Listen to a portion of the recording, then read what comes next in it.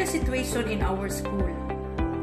Our organizational capabilities, our level of resources as to infrastructure, financial, human, level of experience in distance learning, health and safety status, context and capacities of our learners and their household, etc.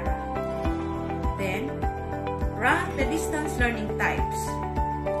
Modular distance learning, online distance learning, TV-based instruction, radio-based instruction, and blended learning, from easiest to most difficult to implement. Give the reasons of your ranking of each. Replicate the following table and write your answer in your study notebook. Since this is our last session, please be prepared to discuss your ranking. Any volunteer? Okay, thank you.